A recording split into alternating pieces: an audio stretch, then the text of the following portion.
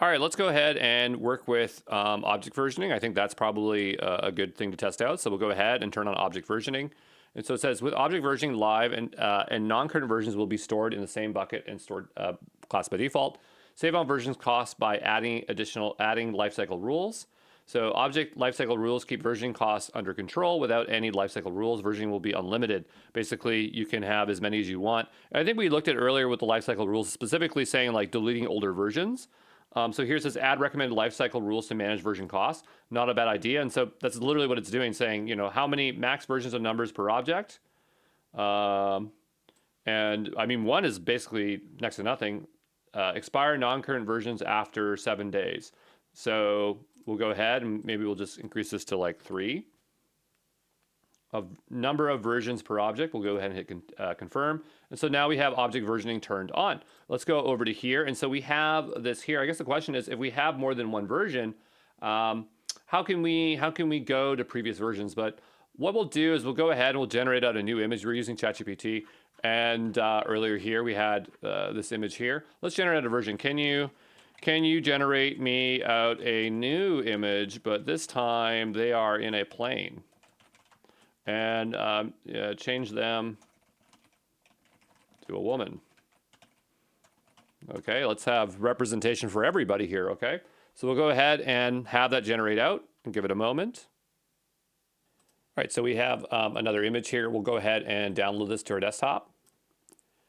And I need to name it, I believe, exactly the same for this to work. So we're going to go ahead, grab that name here. And I might already have something on my desktop, so let me just delete the other one first.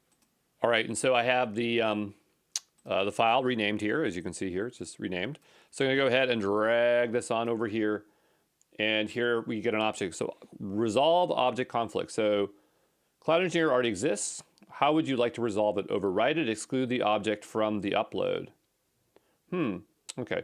So my question is, if this is versioned, is it not versioned? How do we know if a file is versioned or not? So that could be an issue that we're having here. So we'll go ahead and cancel all uploads.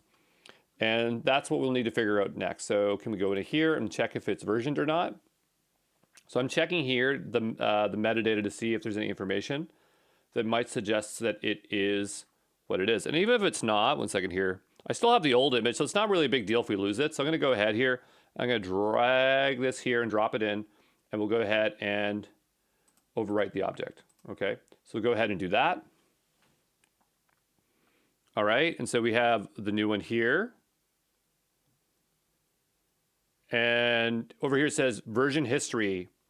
Version history displays the total number of non-current versions stored. If an object has more than 100,000 non-currents, then it will be considered that. And over here we have 1. And there's this and there's this. So if we go here, you see 1.7 megabytes. I believe that's the original size of our original image. Just check here off screen here. Yes, the original one was 1.7 megabytes, and our new one is 2.1 megabytes. And you can see over here that we could restore the other one. I'm going to generate just another image here, one second. And we'll just say, now generate me another image with a person on a boat. Okay. And let's see if it will go ahead and do that.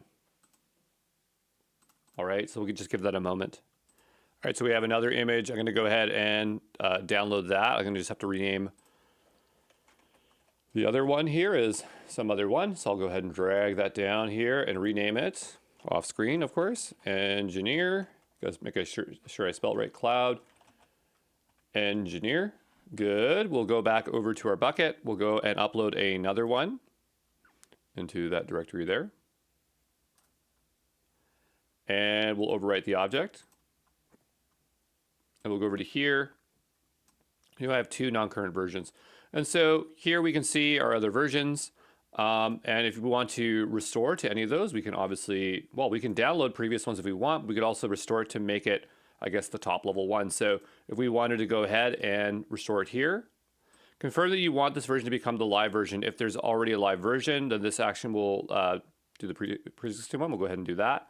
And so now it is now the latest one, and our history has changed again. So hopefully that is pretty clear on how object versioning works. But yeah, that's pretty straightforward there, and I'll see you in the next one. Ciao.